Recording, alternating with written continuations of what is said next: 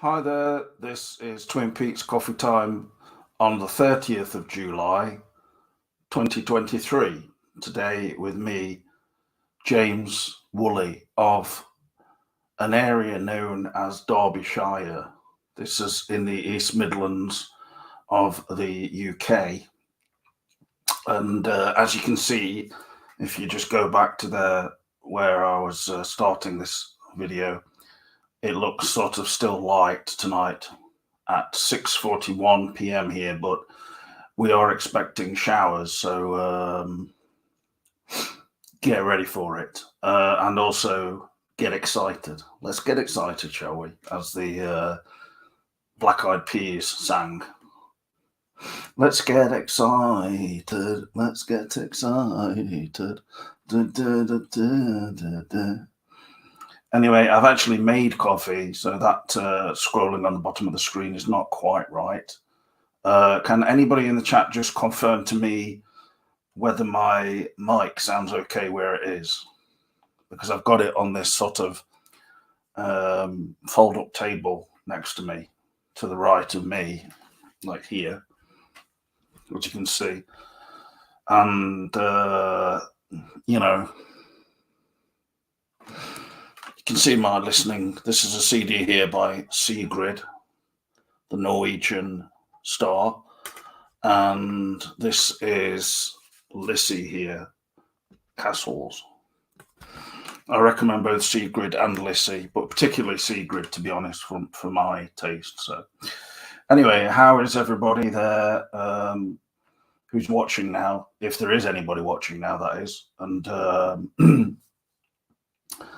I'm not sure if this, if the coffee almost dries out your throat a bit. So, something you have to be wary of.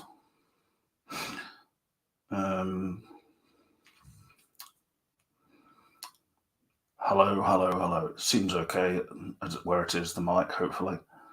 If anybody is watching right now, just please, feel free to say hello in the chat.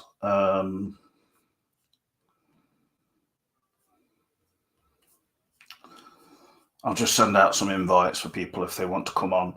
If you're watching and you want to come on, this is now in the chat. Here's the link for you. If you are on Facebook, let me just send out a link there to a few different people.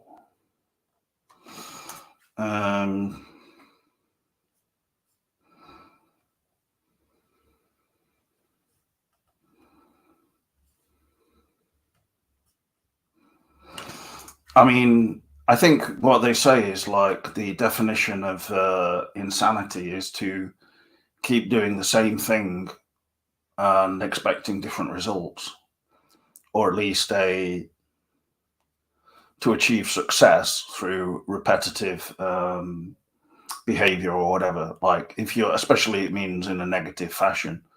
And it's pretty true, I would say, overall, in terms of the way humans interact with each other, in that whatever it is you want to do generally in life or on a day-to-day basis, if you approach it, as mentioned in Mulholland Drive, that kind of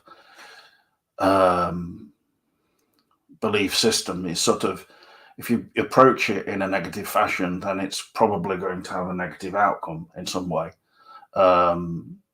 because you're already putting the horse before the cart, in a sense. You're making difficulties for yourself where there don't necessarily need to be them. You can, even if you're in the worst possible situation, you can approach it in a positive way. And even if other people think, oh, that's crazy or something, you're too optimistic, it probably will help. And, I think the idea in Mulholland Drive is that the cowboy represents this idea of old time Hollywood and this idea of towing the line and sort of being very much, part of that patriarchal institution as it was, and I think as it still is, really. I think Um, you know, there might be tentpole productions like Barbie and whatever God knows else there is out there, but I don't think a film like Barbie is in any way smashing the patriarchy or anything like that, or is a particularly woke movie or anything like this, despite what online kind of, you know, fake right wingers like Ben Shapiro and others who are just too unbelievably far fetched in their kind of comments that you think, you know, is this a put on or is this for real, really? And of course, it is a put on. You know, they're making money out of outrage and being outrageous. And I saw this video where Ben Shapiro was burning a Barbie doll or two and a Ken doll in a bin. I don't think he actually burnt them, to be honest. It was done with special effects, but I think that that kind of thing is totally damaging, you know, and not you know, creating a healthy debate in any way, shape, or form. It's just igniting kind of the worst elements of people's imaginations and the worst elements of society, you could say. Where, you know, Barbie as a sort of doll or a toy is in itself, you know, a ridiculous toy, really.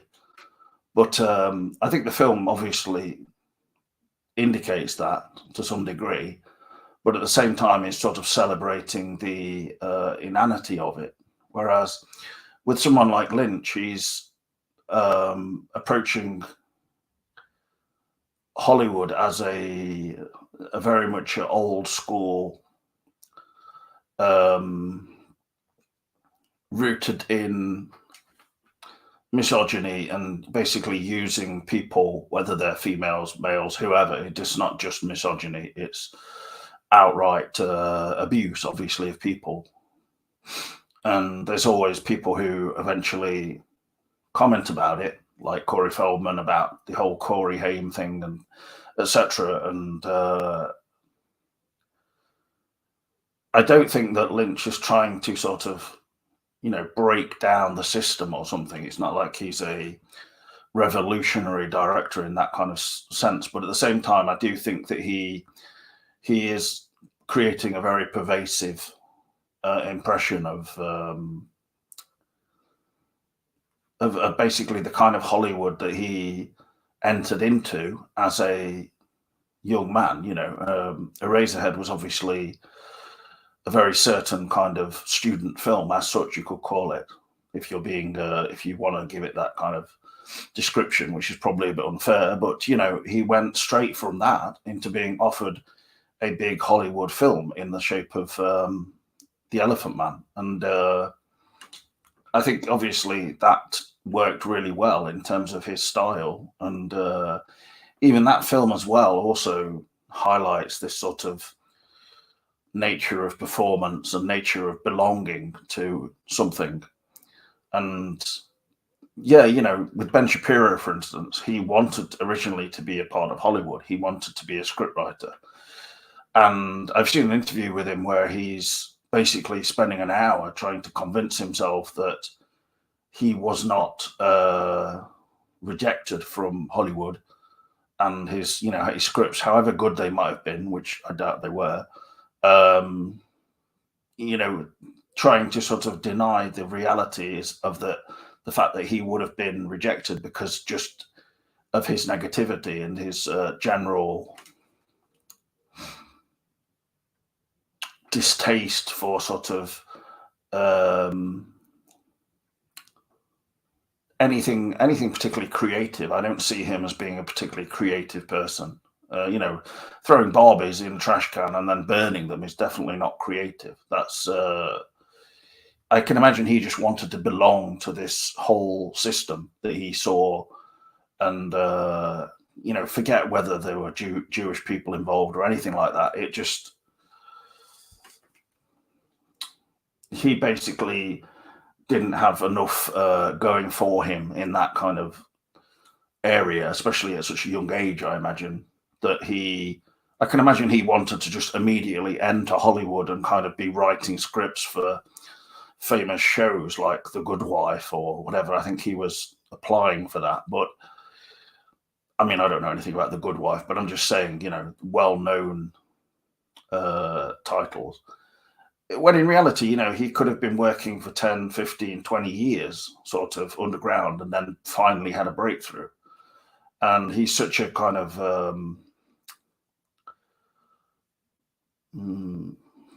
massive ego kind of person that he just would have wanted to be immediately recognized, and that took the form of him becoming a online celebrity, in the sense of, I'm telling it like it is, these are the facts, and that kind of shtick, which is just, I mean, even a 12-year-old would see through it.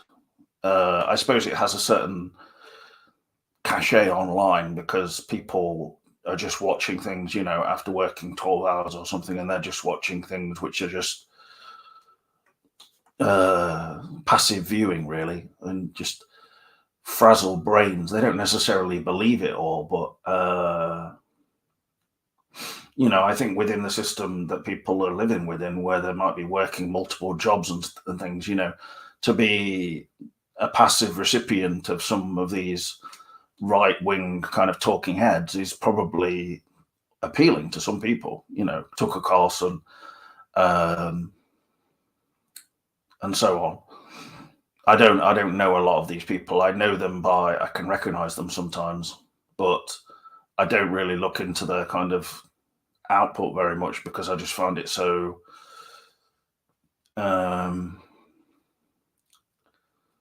just redundant, uncreative, unimaginative, and just, it's like tuning into a channel by the Latter-day Saints or something, or some evangelical Christian. It's just, the whole thing is just a performance, a shtick designed basically to try and get money out of people, doing that kind of thing.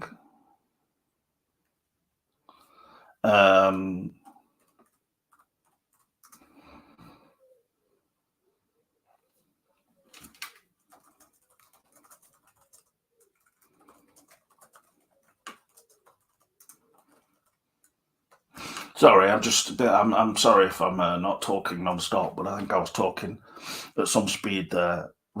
Shapiro's writing is so bad, I'm not shocked he couldn't make it in Hollywood.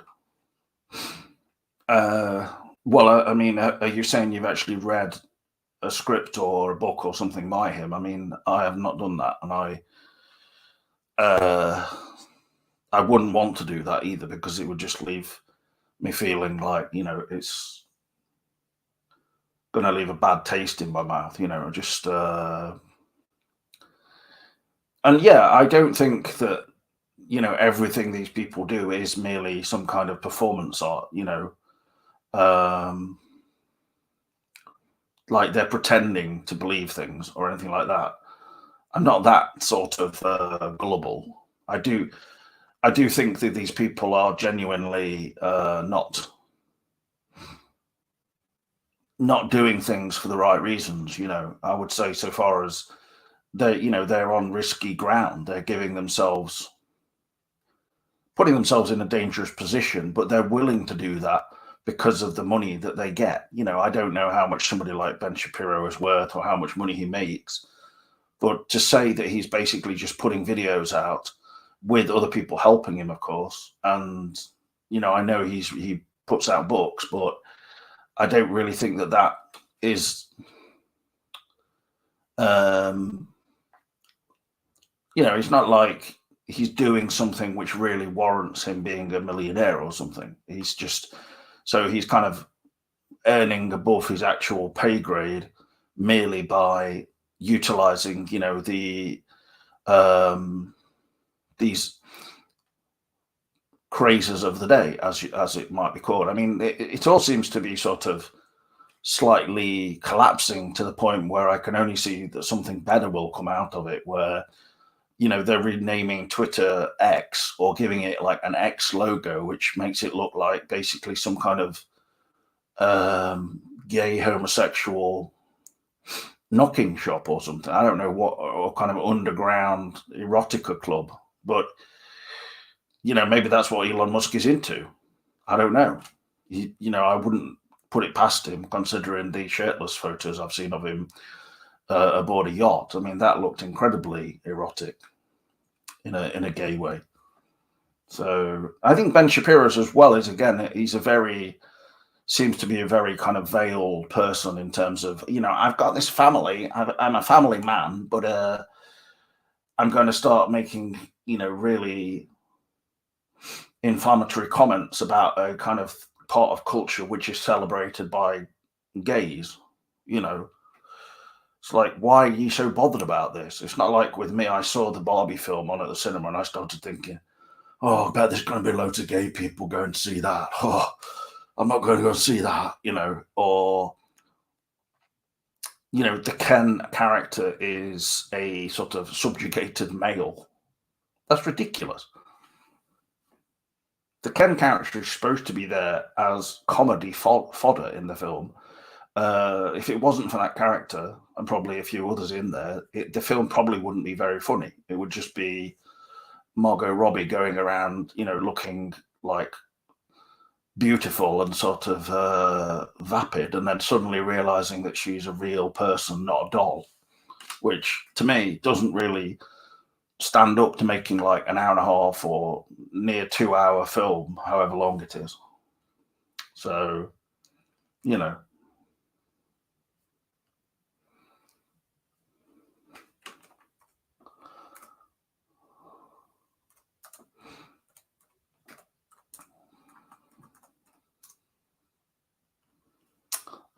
yeah, I mean, for instance, with the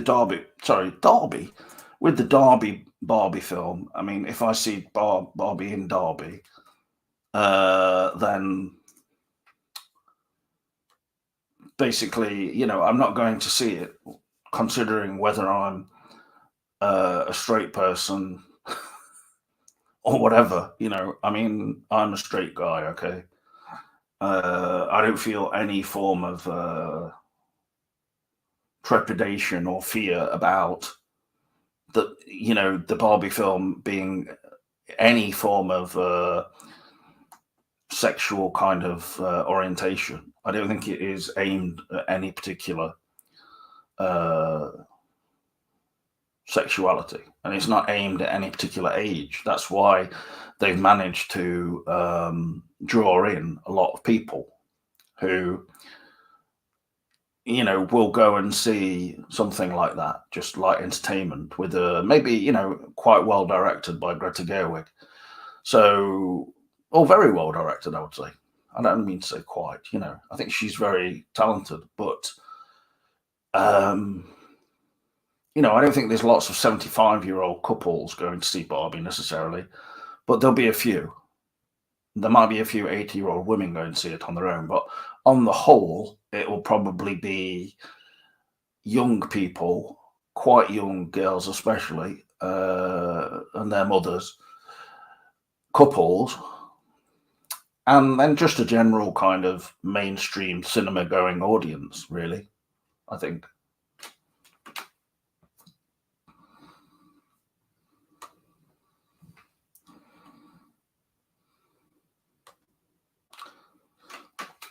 Because, if you are part of the sort of the online crew, on YouTube, maybe with some kind of channel like this one, or even one that's very popular. I mean, imagine John Campier's channel. Like the people on those channels who watch them and don't make up the majority of the cinema-going public. There may be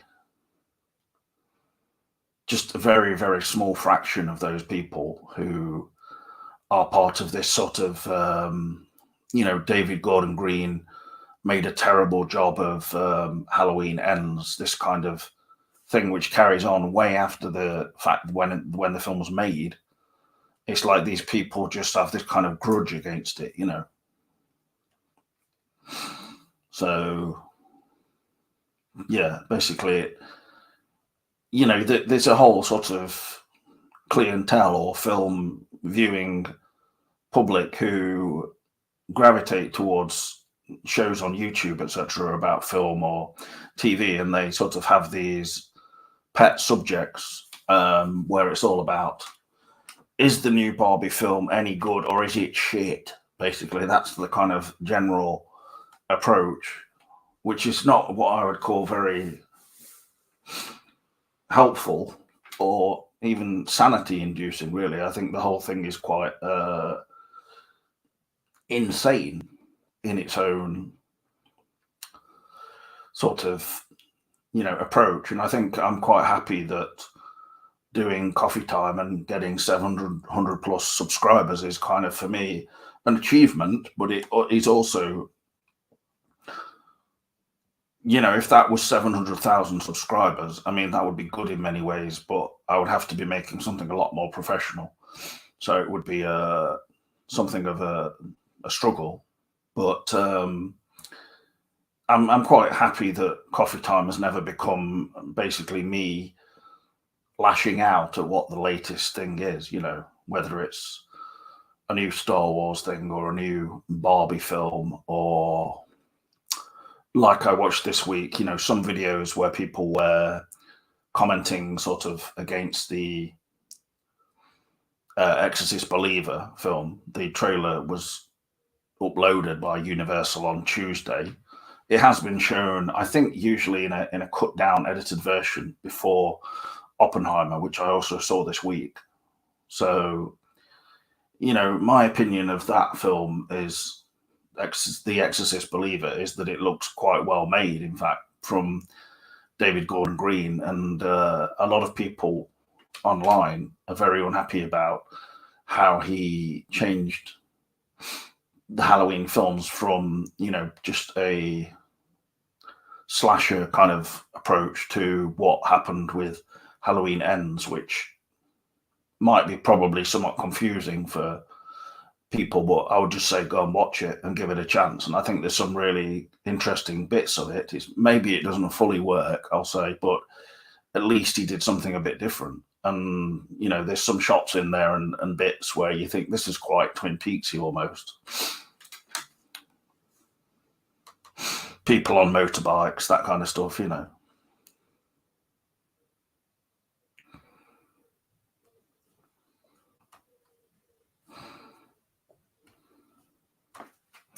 James Hurley type characters.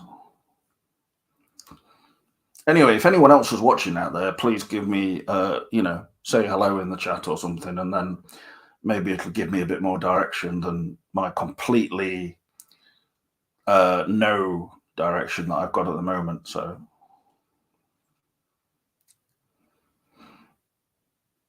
oh yeah, I mean, Phantom Cooper, I definitely would say that someone like Ben Shapiro is just a very irksome character, really. He wouldn't stand up, in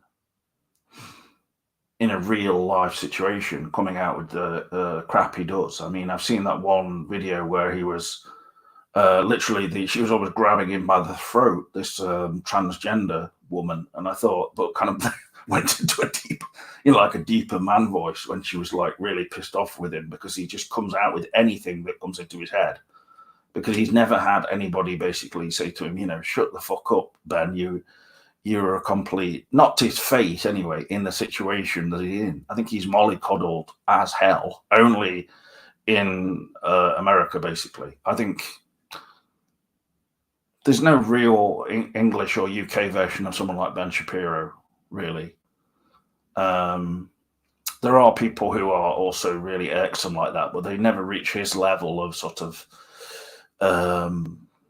fame and attention.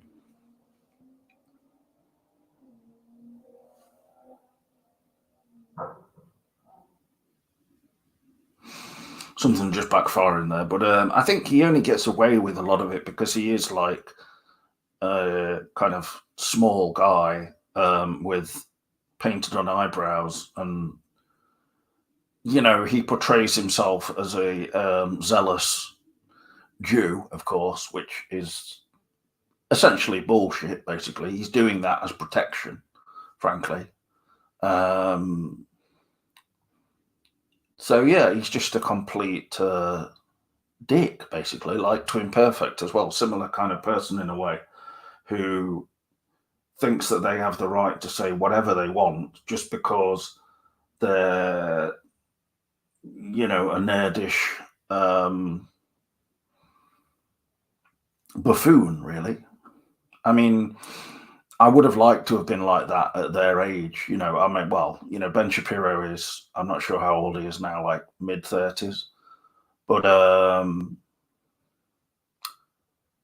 he's starting to look his age now, and he's like growing his facial hair a bit, like to try and be taken seriously. I think people have said that he even has like fashion advisors and stuff like that, which is ridiculous. Can't he actually choose his own clothing then? And he's sort of dressing in these really just embarrassing ways with this light shade of a jean jacket kind of look. And it looks exactly like what Ken is wearing in the Barbie film.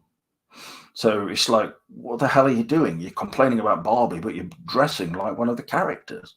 Who the hell told you to put this on? It doesn't make you look like some cool American dude. It makes you look like a complete douche waffle. I mean, it looks like it's come straight out of the washing machine, and then someone's just ironed it flat with ridges in it and everything, so that you it makes you stand up in it.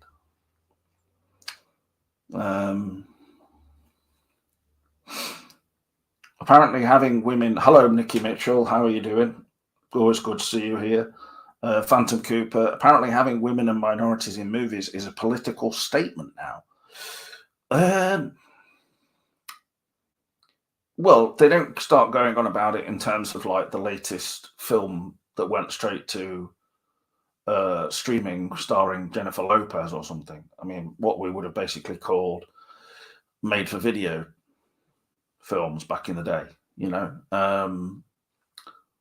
and I have nothing against Jennifer Lopez. I think she's very attractive in her own particular way, and I'm sure most of her films are absolutely fantastic.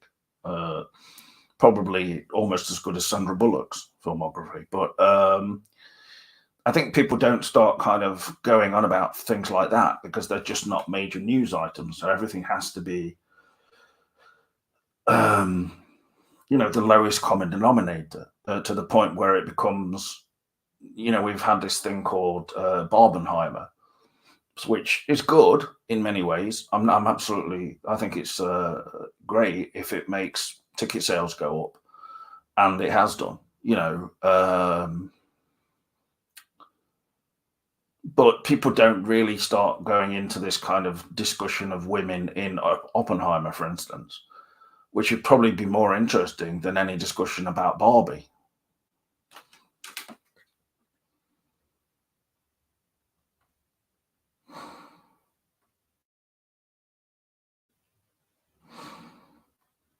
Okay, I've finished making coffee now. I'll just take that off the screen, actually.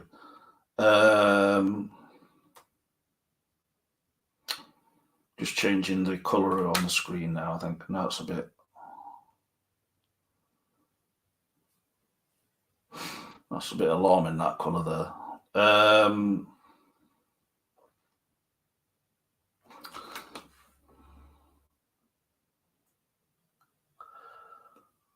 Yeah, I mean, a lot of this kind of stuff, it's just fluff, basically, fluff pieces about films. And I went to see Oppenheimer this week, so I'll give you my reaction to that. I'm quite surprised that there's not been anyone else online at the moment who's going to come on a video or something with me. They just seem to have just disappeared, really. But anyway, this is not intended as a long video tonight. So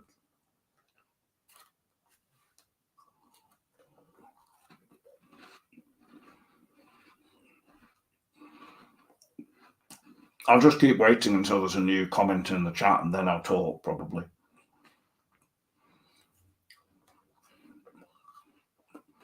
That's like a form of a punishment for the chatters. Yeah.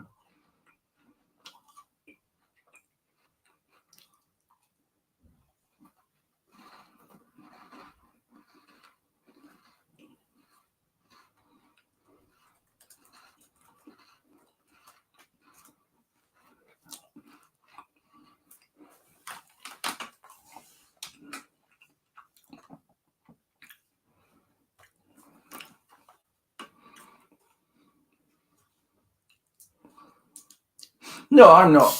For instance, Phantom Cooper. I'm not actually saying that anything would be. No, anybody would be benefited by resorting to that kind of thing, of punching him in the balls or something. That would be, uh, that would be like not really for me, enough. Like if somebody kind of just suddenly appeared in a studio where he was making a video and had a machine gun and then started.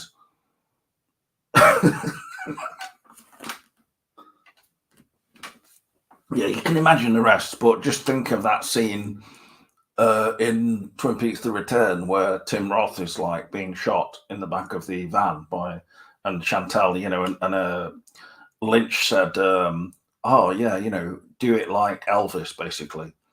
When he's being shot, he's kind of going like, "Oh yeah, oh," it's that kind of thing. So that was good acting by Tim Roth, I must say, one of his finest performances. But yeah, I'm absolutely not one to in any way encourage or suggest violence is the answer. It isn't. It's completely bad, basically, I would say. It doesn't result in any answer to any problems, for instance. Ronald Yoda, American Classics, great to see you here, with a lovely picture of some lions there or something. Can you explain your profile picture to us, please? That is just, I don't know what's going on. It looks like a small monkey riding on a lion. I'm not sure what it is. Or it's a girl. I don't know. J-Lo was great in Oliver Stone's underappreciated black comedy U-Turn. I have heard that. I have only seen clips or the trailer of that film. I've never watched it. And so you would recommend it then, Ronald? I don't know. I mean, that's probably about 1997 or something that came out, I think, as I remember. It was Oliver Stone's own U-turn into making I suppose you would call it an erotic noir thriller type of thing almost. No, I'm not sure quite so much about the noir aspect, but his own version of that, I imagine. Billy Bob Thornton was in that, right? And Sean Penn. Is Joaquin Phoenix in that? Not sure. Anyway, Ronald Yoda, please fill us in more about this Oliver Stone film, U-Turn, which I've never watched, which is a complete disgrace on my part. But if I actually think back on what I saw in 1996 to 1997, it really indicates just how much in life I was completely drifting into sort of just pointlessness, really. Like I was going to the Odeon in Canterbury, I remember, and I went to see Liar Liar, and Outbreak. I do actually remember going to see Heat there. That was good, although fairly probably underwhelming screen, and also Pulp Fiction, but that's a couple of years before. But yeah, I kind of seem to not really have too much interest in going to see anything that off the beaten track, perhaps, as it were. Not that U-Turn is a completely indie film or anything like that, but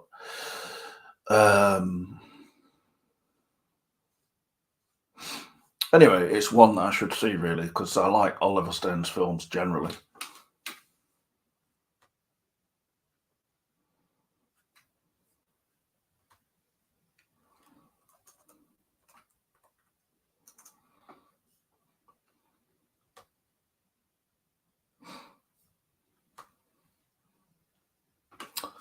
in terms of I've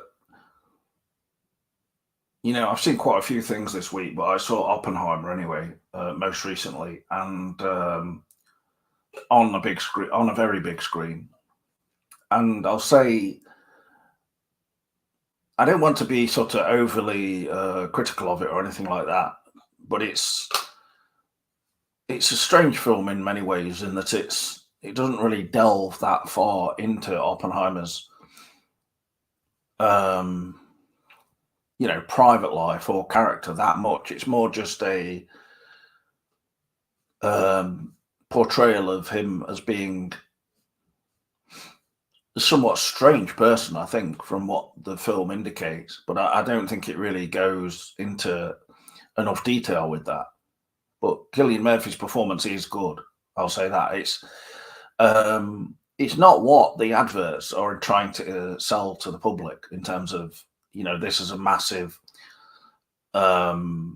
epic film about the atomic bomb in the 40s, the same one obviously that was portrayed in Twin Peaks: The Return. But the visuals in this, I would go so far as to say that the visuals are not as enticing in terms of the bomb and that as what Lynch did with Part 8 of Twin Peaks: The Return. I think it's Nolan didn't want to use CGI for whatever reason. He wanted everything to be filmed, in camera and on film as well, which I think is entirely. It's an interesting sort of experiment, but I think in terms of this film, I'm not sure why he couldn't at least bring in CGI for some parts, because when you do actually see the bomb, and I saw it on a really big screen, it didn't look in any way as epic as even how it was in Twin Peaks: The Return. I think that Lynch has the knack, for framing these things and filming them in such a way that it kind of, inspires, it's awe-inspiring. And I don't know, Nolan clearly wasn't going for that entirely. I mean, it has moments where there's the big white flash and things like that, and then the silence where it is quite well done, but it's nothing that I've not seen in a film before. I think it's just a film, like a more private film that Nolan's wanted to make, and then the studio have just sort of really pumped it up to be this steroid amped kind of project, which it's not. It's not that at all. It's more about just Oppenheimer and his approach, which seems to be somewhat peculiar, really, in his relationship with people as well. Especially, he seems to be quite a distant person, and then distant from the reality of what he's taking on in this whole project. And then it's like after the fact, he seems to be, regretful about it. But it does mention that he's opting for that to make himself feel better. And the scene where he meets President Truman, played by Gary Oldman, is really good, actually. That's a good scene where Truman basically says, I don't know why you're feeling bad about this, because I'm the one who said yes to it, to the bomb. And of course, to Hiroshima and is it Nagasaki? It's, I mean, that is a very good point that Truman's making. Everybody knows who Oppenheimer was to an extent. I mean, I don't know about the man on the street so much, but more people know Truman, for one thing. Does Oppenheimer say his famous, and thanks again, Ronald Yoder and your American Classics. Does Oppenheimer say his famous catchphrase, "It's Oppen time," in the movie? I think, yes, that just happens just before the bomb explosion, where, and some of the choice of music was a bit strange when he said it's Oppen time, sorry, and then they had basically some music by the Black Eyed Peas playing at that part whilst the bomb was exploding. that song, Let's Get This Started, or whatever it's called. As in, let's get this bomb started, because we've been waiting the whole film for it. And then when it does happen, it's I don't know, it's not that impressive unless you really want to just sort of view it as a technical feat for what Oppenheimer's done without CGI. But I mean, I don't know. It just looks like someone's exploded a few cans of petrol or something. That's it, really. So.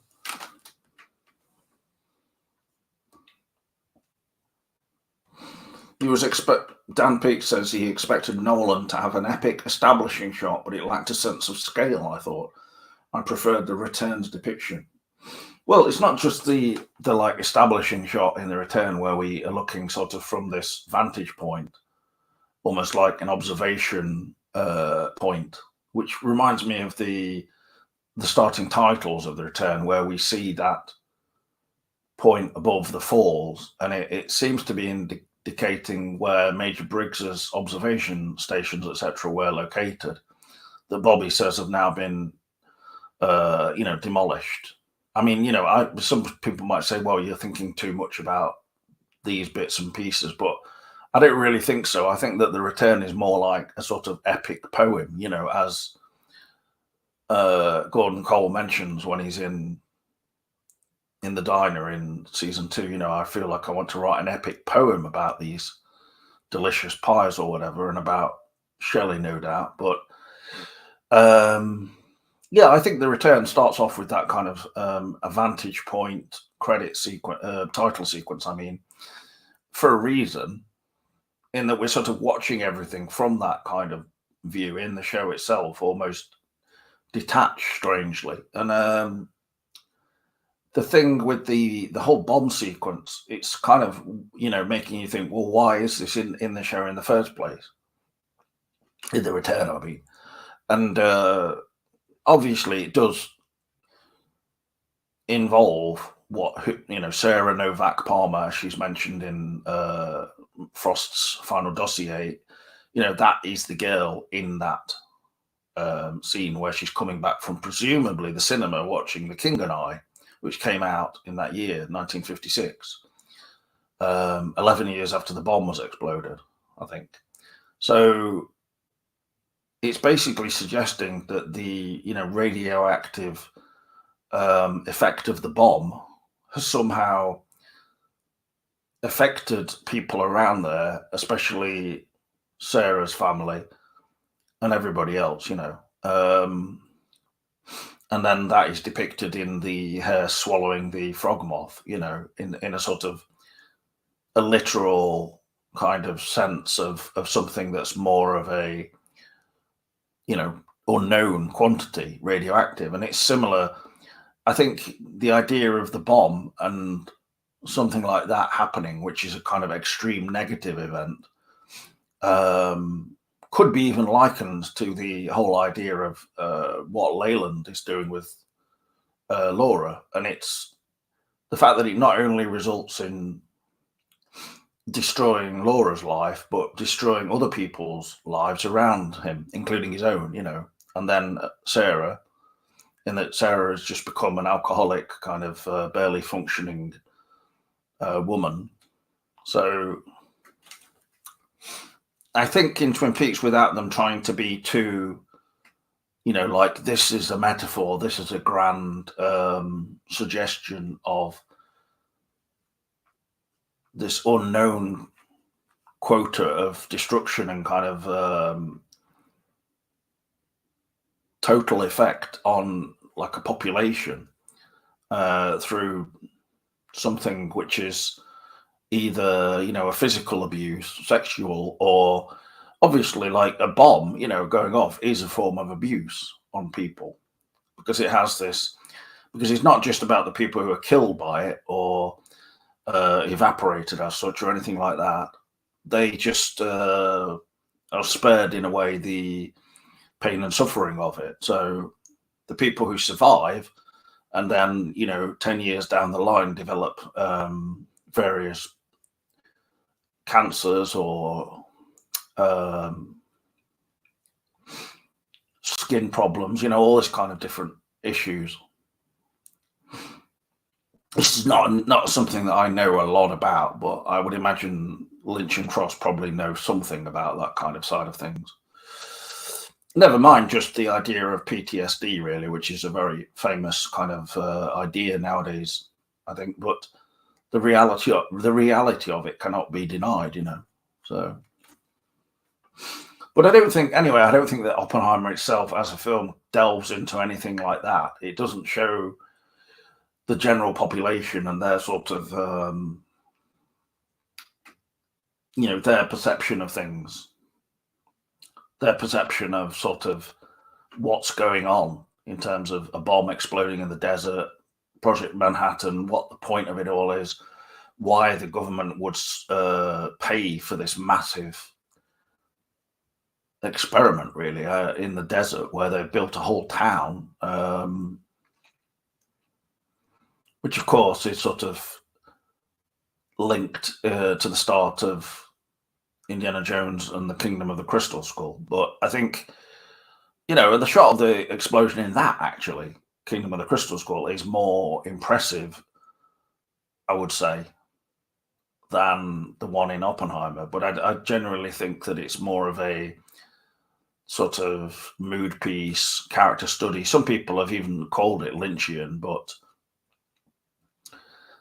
for me, I don't think the surreal aspects in the film or the visuals are, up there with, or used to such an extent that I could say that it has a Lynchian quality. I think there's some parts that have this quivering background where he seems to be in this kind of panic state more than anything. There are other bits and pieces that you could compare to things from The Return even, but I think that's just stretching it too far.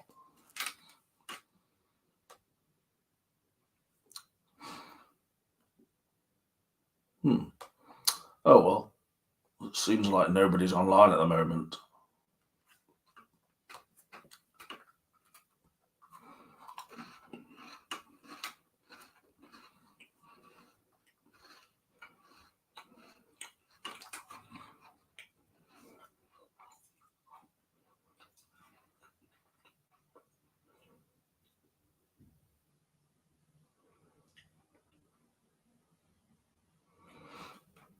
Well, it's raining.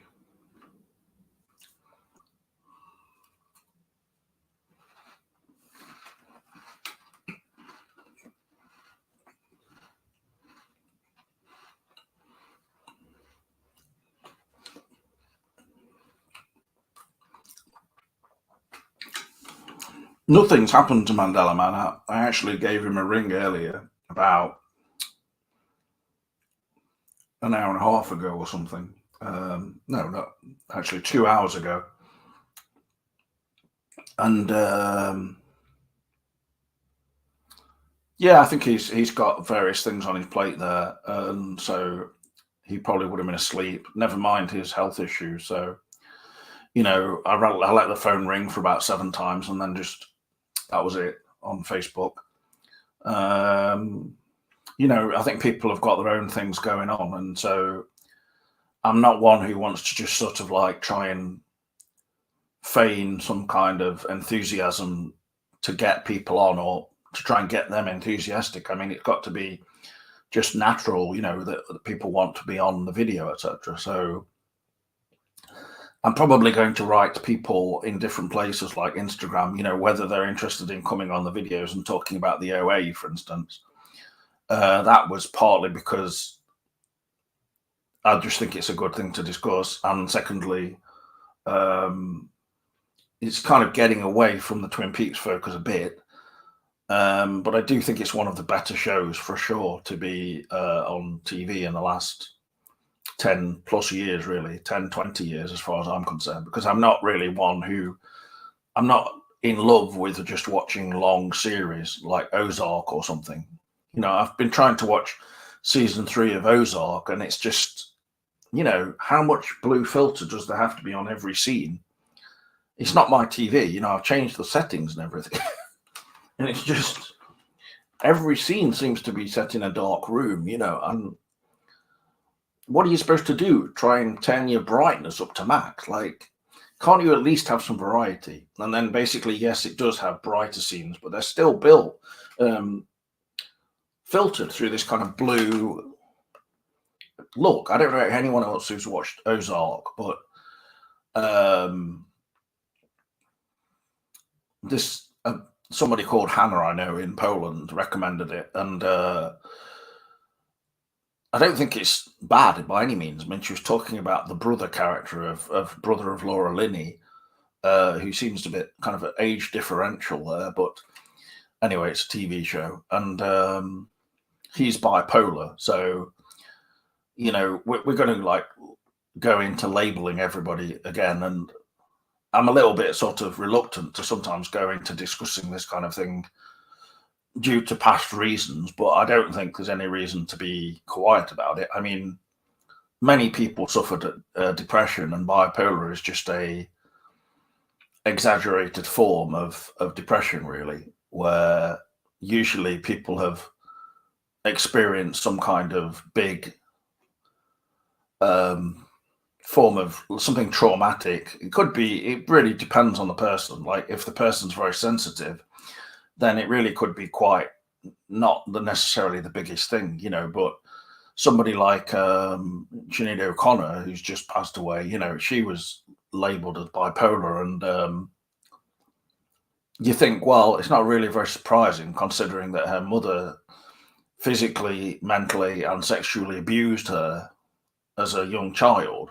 This is definitely going to have a result which is not going to be good if she is then from a young age as well also a major pop star, major pop rock, whatever you want to call it, star. She was Morrissey immediately jumped on it, saying that her first album or whatever, or second album, sold 7 million copies. But I think he's kind of missing the point, where it's not all about record sales, and it's not about being famous.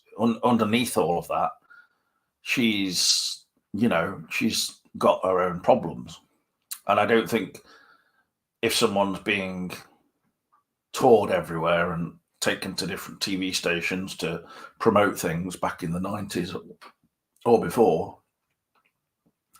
that they're going to have enough time to properly address whatever mental issues they've got going on. And someone like her, she would have been enabled to just have lots of free drink, free access probably to drugs to get them into it, and so on.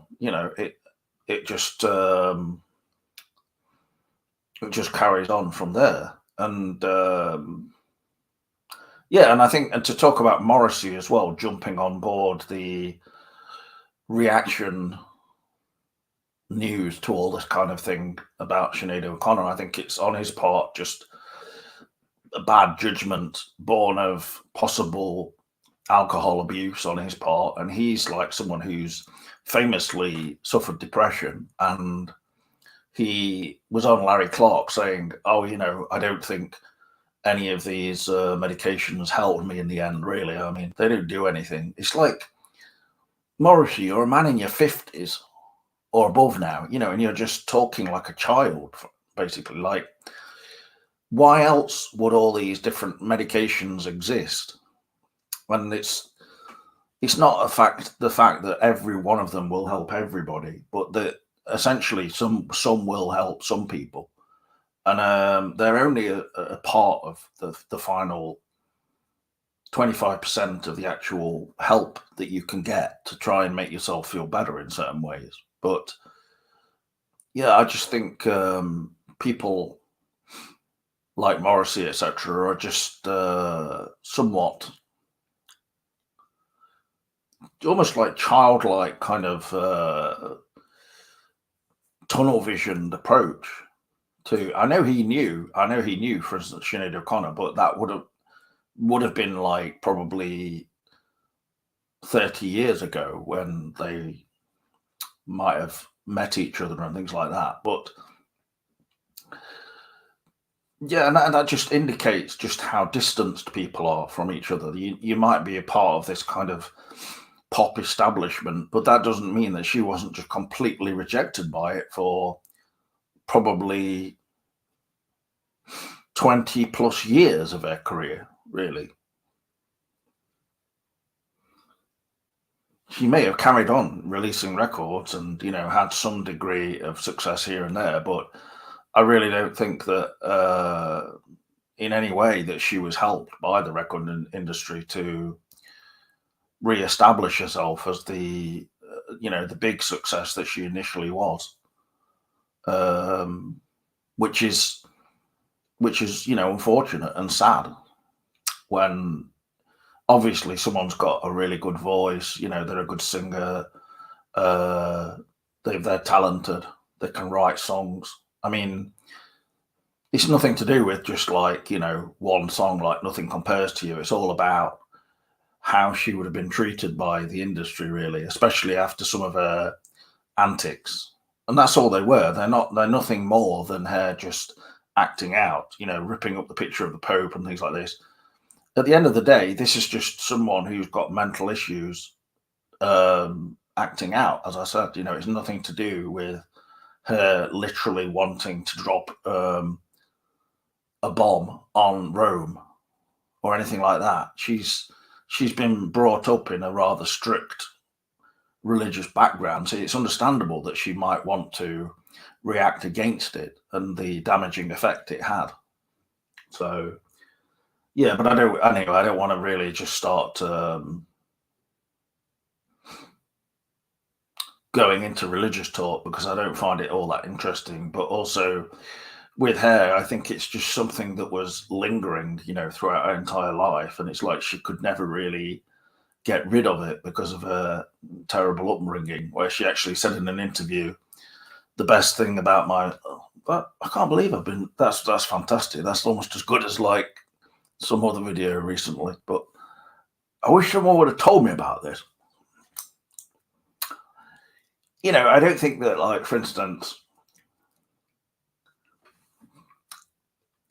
all this sudden interest in Sinead O'Connor now, and there's a new documentary called Nothing Compares that was premiered the other day. It's available, on streaming. I don't think, for instance, all the interest there would have been necessarily there if she'd just actually carried on as normal for the next 10 years, because she was constantly having these breakdowns and just terrible times of it. So that would have made it impossible for her to kind of do a major label would have wanted her to do a play the hits kind of tour, frankly. And there's absolutely nothing wrong with that. I mean, she could play new things, for instance, etc. But she would have been just way too much of a insurance problem, and just literally a problem for people to deal with, because I know that she was could be very temperamental and very sort of,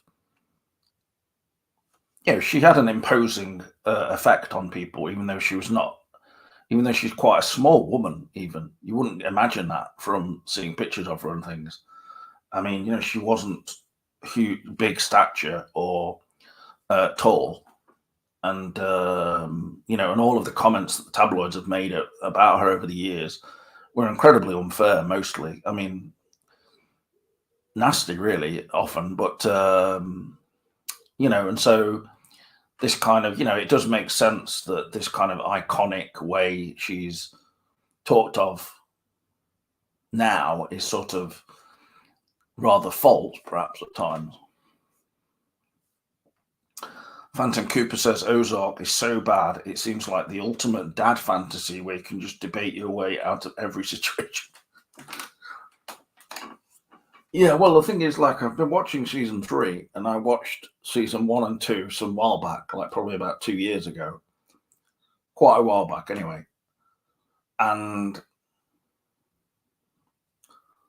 it's basically concentrating far more on Laura Linney in season 3. You can tell, obviously, the mother and father are in each other's bad books now.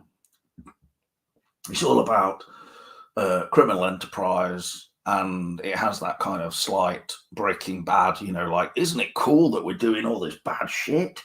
No.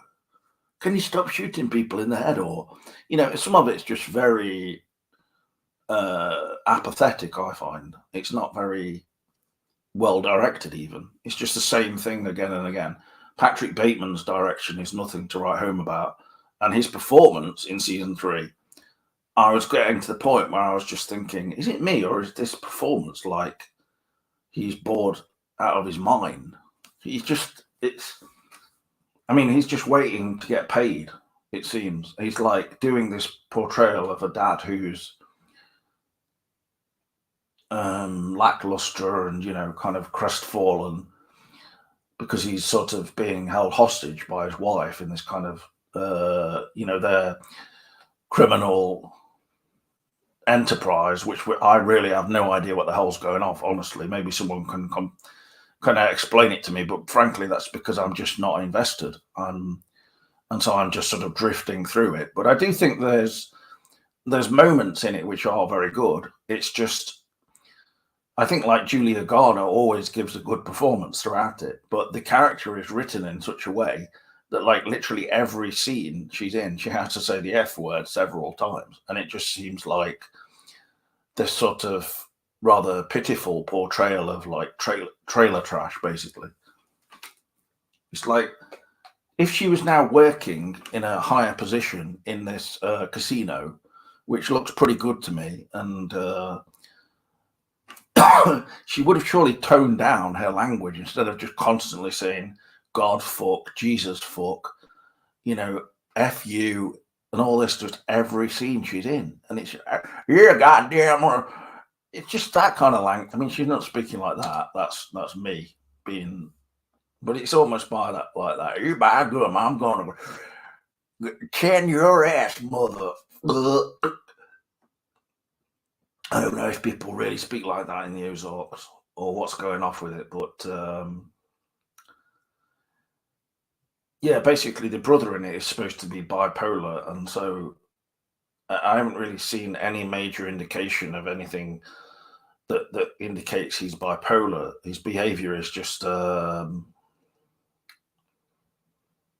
seems more just like he's high rather than necessarily bipolar. It's sort of it shows him drinking, but it doesn't really give you a proper indication of anything as far as mental health is concerned. So I think that's, maybe they'll improve on it when it kind of, if the show where he kind of spirals out of control or whatever, or spirals up out of control, I imagine it's like he basically thinks that he's, helping his sister in some way, but he does something which is incredibly unwise, and risky, and this results in his death, sadly. So it's another character just killed off within a season, which has happened previously in the show. So it's fairly predictable, I suppose.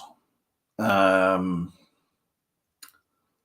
yeah, at the same time, I know people who've watched it who said they were in tears or, really upset by what they were watching. And I mean, I don't know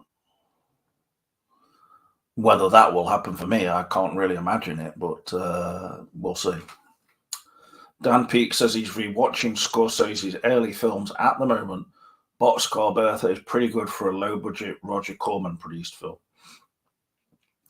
Does that have Barbara Hershey in, or is that another one?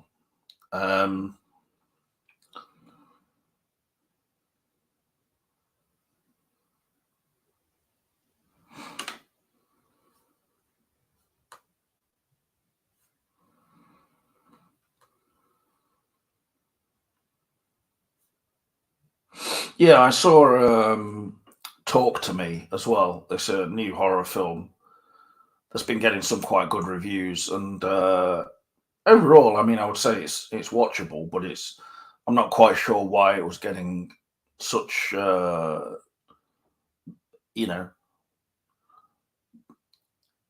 views extolling it in some particular way. It's not bad. I suppose it brings it gets people's attention because this is an Australian horror film, but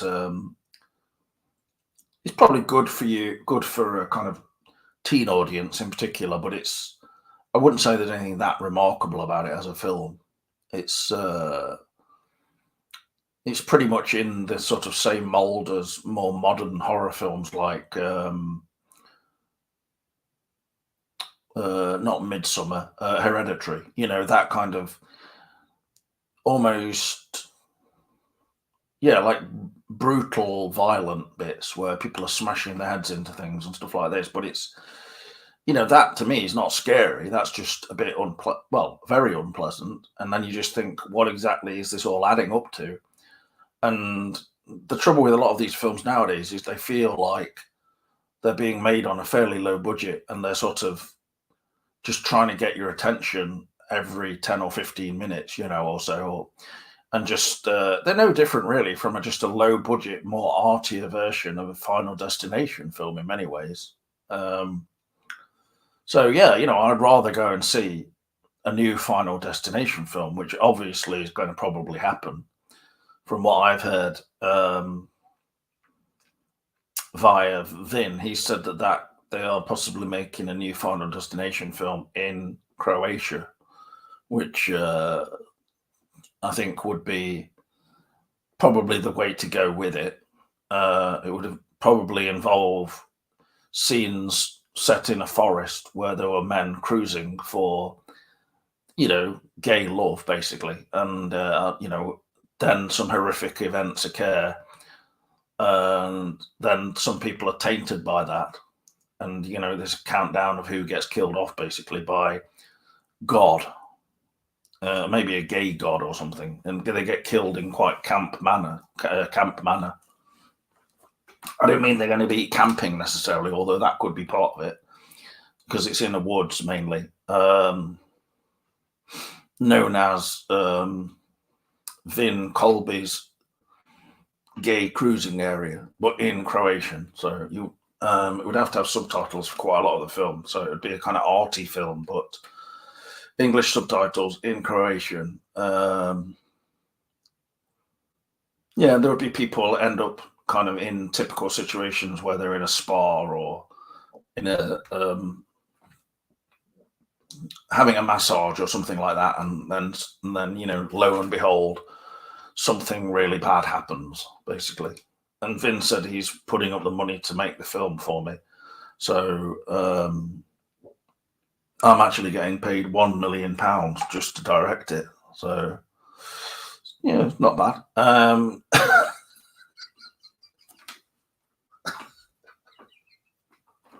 Anyway, I mean, as you can see, I'm really enjoying doing this video just on my own now for the last hour and 8 minutes. So yeah, that's me talking about Talk to Me, where they have basically a embalmed hand covered in something like a ceramic, or maybe it's just pot clay type of stuff. And I thought someone was saying, "Oh, there's a real hand under there," to one of them in it, one of the other teenagers in it, and the other one goes, "Really? Oh, I don't think so," or whatever, in an Australian accent though, which I can't do. And so I thought they're going to smash it or something like that, and they'll see the real hand underneath this. Of course, no. It's just, what is that even in the script for? If you're not going to have some reveal, like that would be actually something interesting. So yeah, we don't do it in the film. Instead, we have a young lad who's basically possessed after holding the hand and saying, "Talk to me, you can come into me," or something like that. Smashing his head on like tables in his bedroom or somewhere, and then no, that's in the living room where it occurs initially, and then he smashes his head backwards into a tiled wall in the hospital as well, which is just, I don't see any need for that kind of thing really, in terms of making the film enjoyable. I don't find that enjoyable. It's not enjoyable seeing someone smashing their head into things, or smashing their head into like the floor, anything like this, and then they're basically just like hooked up on a drip or something in hospital, and it's ridiculous. And there's no way that they would be in that state as portrayed in the film. I mean, it's ridiculous, frankly.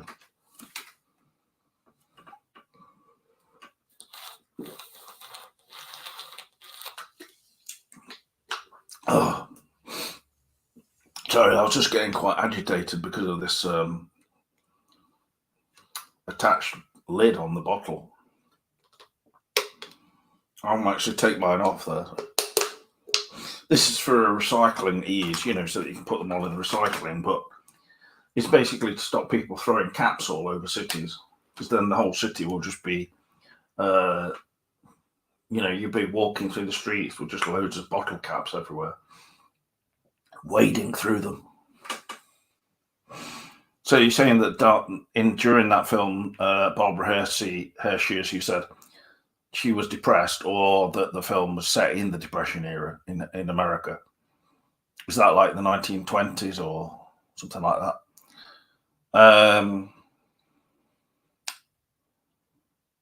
Yeah, it will be done, maybe, but I can already predict that he's going to give it a just fairly not very enthusiastic review, which is, he's a bit predictable on these things.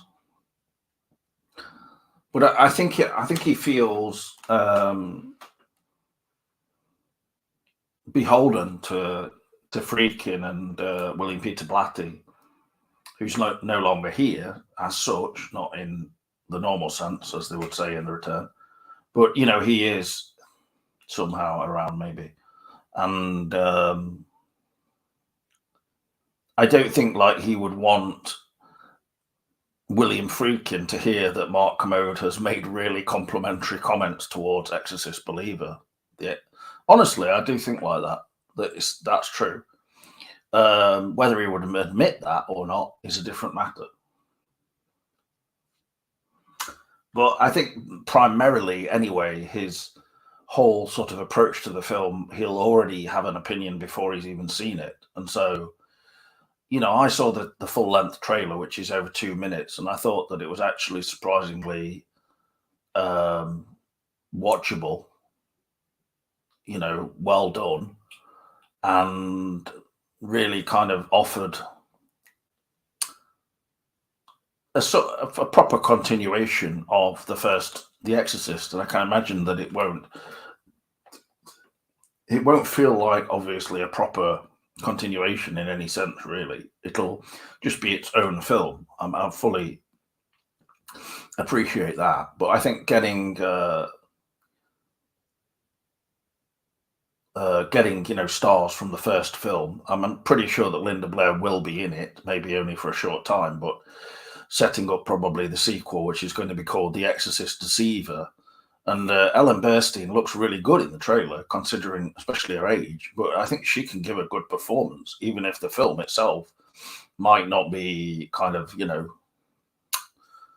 Obviously, I doubt it would be on a par with the original Exorcist at times. But I think that the way they're filming the possessed scenes of the girls looks actually quite good. And I've read David Gordon Green talking about it, saying that they sort of like let the girls basically just do what they wanted to do in the scenes with Ellen Burstyn, and they filmed a lot of stuff that was just off the cuff. So, which I think sounds a good approach, because you might think, well, having sort of 12-year-old, 13-year-old girls, whatever age the two lead actresses are, is a bit of a disturbing thing, and it was kind of for Linda Blair for sure, but never mind that she injured her back. But the way they're filming the possession scenes, I mean, one shot really did actually remind me of Exorcist 2, the Heretic. I don't think that's been done deliberately, but it's just this sort of off. It's not askew, but it's like the girl framed at one side and she's sort of reaching out with her arm. Made me think of like where the sort of holding the heart in the shots in Exorcist 2, and all that kind of palaver, which is all a bit daft, but very enjoyable in its silliness. I think, yeah, and we know that Commode is not a fan of Exorcist 2, so I don't think that the Deceiver film, sorry, not Deceiver, Believer, will have any particular mention of locusts or Pazuzu even, because Gordon Green has said, that this film does not involve the demon Pazuzu, it's a different demon, which, seems, even though it seems a bit of a letdown, it seems at the same time a wise choice, because otherwise I do think that there's going to be people, there would be people just making fun of the Pazuzu sort of angle, which, because it is hilarious when you think about it in some ways, but yeah, and you can't, it's good not to just immediately repeat things from the same film, the original film, like the subliminal shots of the demon, which is sort of not necessarily Pazuzu, that's just a face in there. I mean, Captain Howdy is distinct as well from Pazuzu, so it's all these different things. And the trailer did mention how, Burstyn says we're going to need all of the different possession, rituals, exorcism rituals. And so I don't know which demon it will be, whether there's a demon that specializes in possessing more than one person at the same time. But many people online, on YouTube especially, were criticizing the body and the blood church scene. But I thought that was okay. I think the editing for it, when she's saying the body and the blood a lot, is just for the trailer. They're not going to have that in the film, those kind of rapid cuts with her kind of mocking the body and the blood thing. I had no problem with that kind of thing, because I think that the film is bound to cater to a pretty mainstream audience who are going to go and see this. So none of these people who are just sort of like harping on about Halloween Ends wasn't what I wanted it to be, so this is going to be terrible as well. I don't really think that'll have any impact whatsoever on this at the box office. I think the major thing about the film that will either sell it or not will be just the way that it's been filmed, in terms of it looking quite very current. It looks just like a modern. Some people made a comment that it looked like, is this the Prisoners sequel at the start? It just looks very like a mainstream thriller, and then it goes into, obviously the ending shots are a callback to the trailer for The Exorcist that was sort of, they call it the banned trailer, but Warner Brothers just didn't use it because they thought it would be giving people epileptic seizures, or, it was just a bit too kind of full on of those sort of blown up, exposed images in black and white, which are similar a bit to the Captain Howdy type of face that appears briefly. I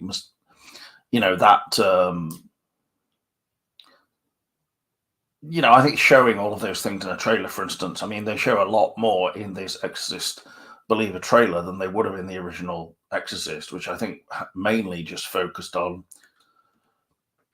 hinting at things like Max von Sydow walking up to the house with that famous, the light shining out into the darkness, which is almost, but they do say, like, with the, the bearer of light, or it's like a satanic thing, the paradox between, Deceiver, basically, as the second film will be called. The light kind of coming out of this. I don't really think, like, for instance, with someone like Commode, that he will dislike the film in any way, but I think he'll be all too ready to sort of criticize it and say this is not like the first film in any way. It's far more of a just throwaway modern film to appease modern audiences who just want shocks. And from what I've heard, like, the initial screenings of the film was that people were complaining it was too slow and it wasn't scary, for instance. But I think with this trailer, they've definitely tried to amp that up and make it look scarier than it really is necessarily. I don't know how it will be in the film, but it depends really what you find scary anyway. I think if they film the possession scenes well, and they don't just go on for like 20 minutes at a time purely to fill up the end of the film, then it probably will be quite good for me at least. And I know that Gordon Green filmed it with some of the original lenses that they would have been using back then, and you can kind of see that in a few shots in the trailer. When it gets to the more interesting parts, the dogs fighting, things like that, the style of the film just shifts, it seems, I imagine, once the possession starts occurring, basically. Starts very much just looking almost like a average digital Hollywood film, and then it goes into this sort of more deep focus kind of approach.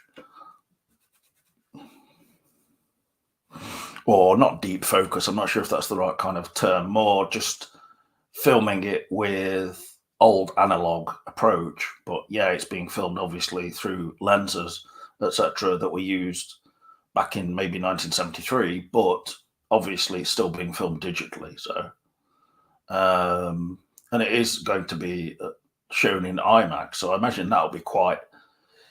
I'll add to the kind of roller coaster ride of it that basically mainstream audiences will be looking for. All these horror kind of people, I don't know who they are or whatever, but people who just love horror films, those are not necessarily the same people who go and see a film like this, because it's not like The Exorcist Beginning or something like that. This is more like a properly kind of mainstream sequel to what happened in the first film, and you might not necessarily appreciate where it's gone within those 50 years, but that's a long time. You've got to bear that in mind.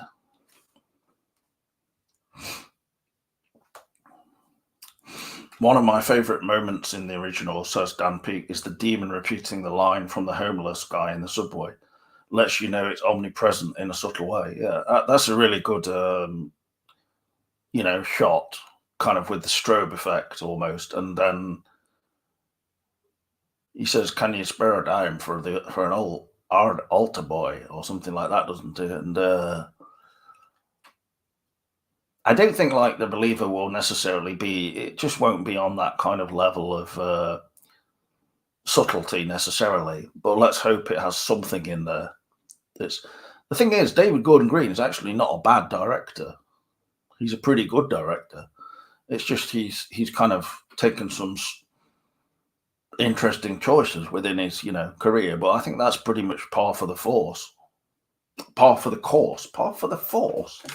Jesus Christ.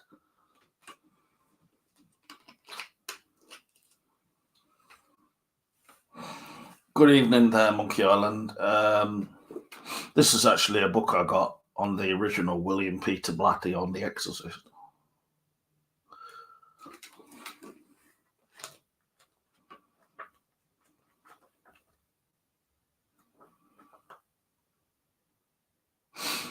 Like, obviously I'm not really expecting Friedkin level 1973 direction for this film, but for me, it's like when he puts in that shot of the fighting dogs, that is a direct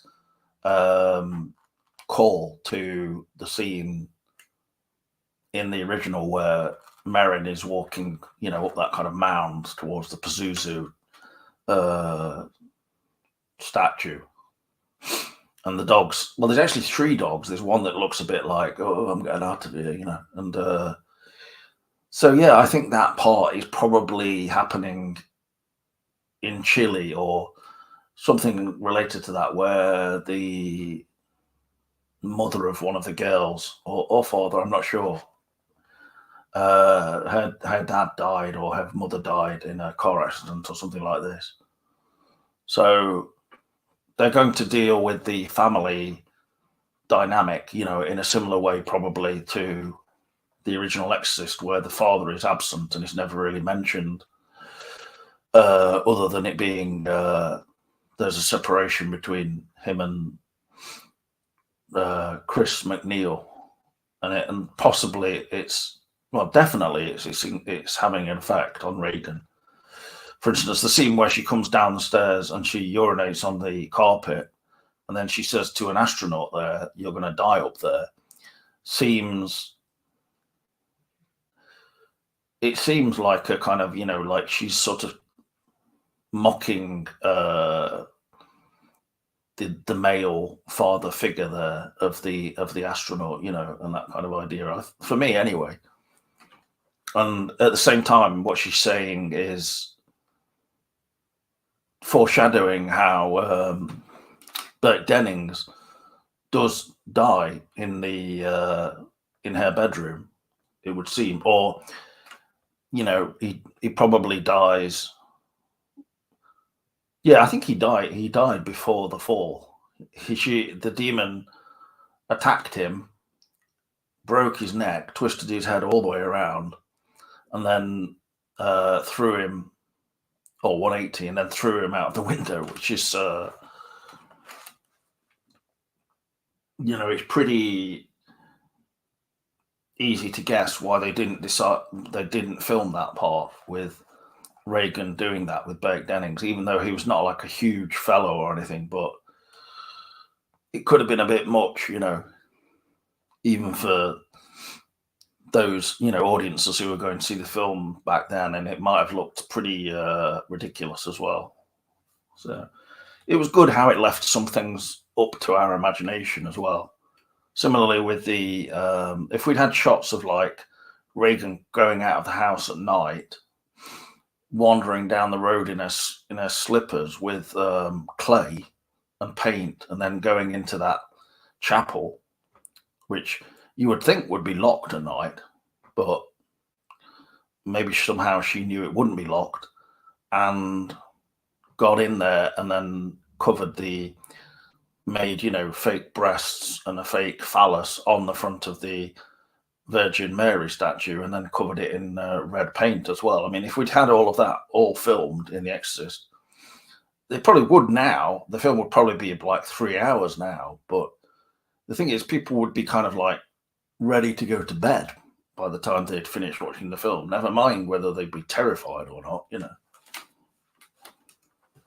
I mean, I always found these films, The Exorcist and other possession films that were well done, to be, which I don't know many of, but, I found them genuinely scary. I don't mean like I was watching it and I was thinking, like, bloody hell, I might lose control of myself in the cinema now. But, they definitely conjured a feeling of this sort of insurmountable panic and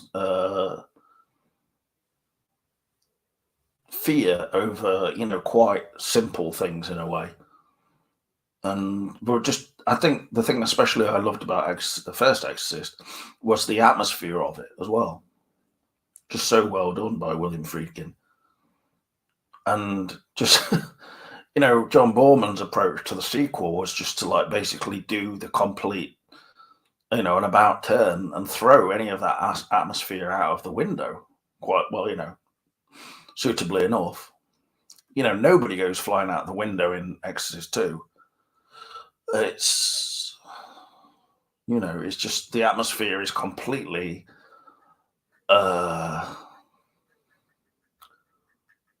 just somewhere completely else compared to the original. Like, if people were going to see The Exorcist 2, I can't imagine that they would have been thinking this is like a sequel to that first film. And I'm really getting this feel like this is a definite sequel. I mean, it's ridiculous. It's quite hilarious to think that John Boorman made that and thought, yeah, this is like a good approach I'm doing here, Maybe he wasn't like that and he just didn't really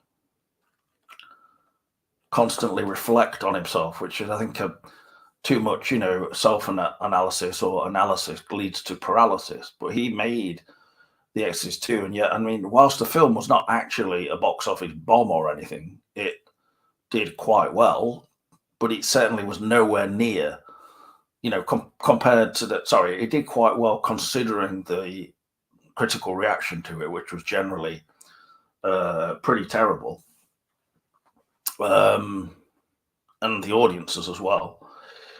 Kind of like walking out and things like that. And the things that even William Friedkin said back then and stuff. So it's just crazy, really. But I think that it didn't make anywhere near the kind of box office that the first one made.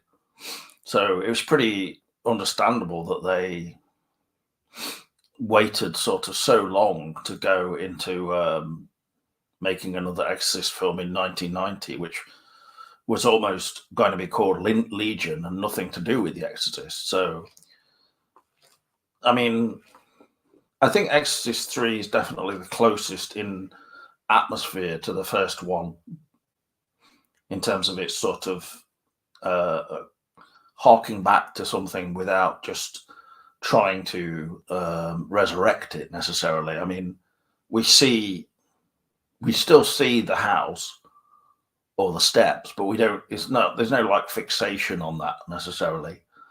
I imagine, if there's any feature of the house or anything like that in Exorcist Believer, it'll probably be like at the very end or something when Regan does finally return, because in the trailer for it shows there's somebody scratching Regan into a bench or something. But I can imagine that it'll be like that because of the fact that they're going to do 2 sequels. And I think it'll be, a box office success, honestly. But not necessarily on a par with like Barbie or something, but good enough.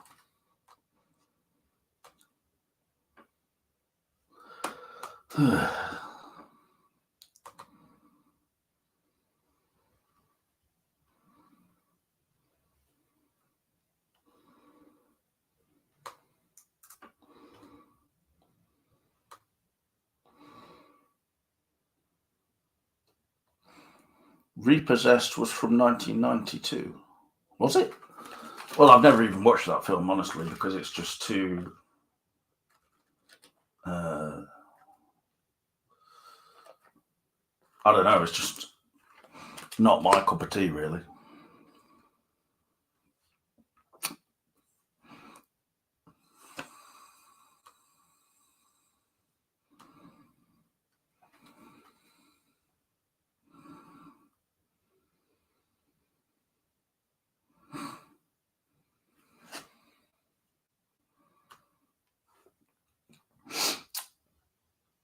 Cyberpunk Dystopia is this is Johnny's YouTube account. So if you're still watching, Johnny, I've sent you a link to come on.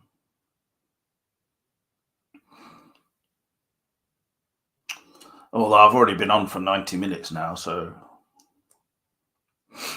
it depends really if there's anything you want to talk about, I suppose.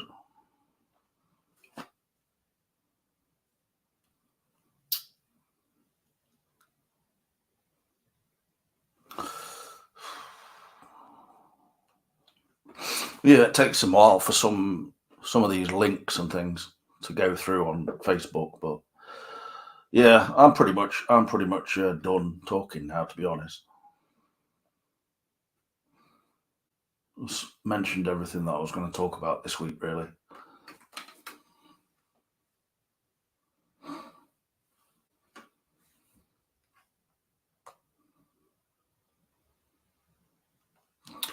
I'll just wait until Johnny comes on anyway, because he can talk for a bit whilst I go and do some. I'm just going to do some floor scrubbing.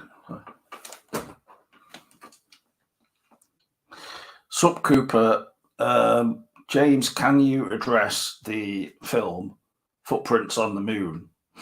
I can, in the sense of I have looked into it from your suggestions or suggestion. It's looks like a pretty slightly strange film with Klaus Kinski playing a astronaut and a woman who's having visions of the moon or something. I don't really know what that entails or why she would be having such dreams, but maybe you can fill me in on why you would think that this is a movie that you want me to do a commentary on, other than, I don't know, it's just some kind of fetish movie for you or something. I mean, is it actually a good movie, or is it just like really pretentious overload, like some 70s films could be? No offense to anybody, but I'm just trying to be, put out different opinions, I suppose. It's a very mysterious movie. Right. It is a fetish movie, yes, but not pretentious.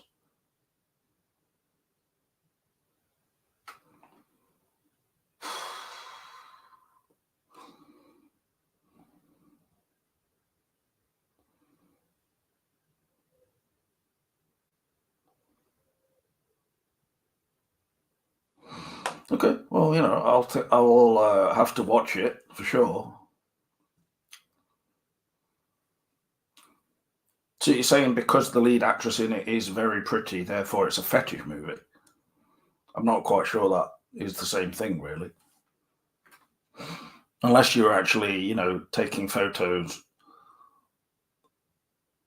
yourself, inspired by this, of somebody, and they are actually on the moon in the photos, like maybe you built a moon in your back garden or something.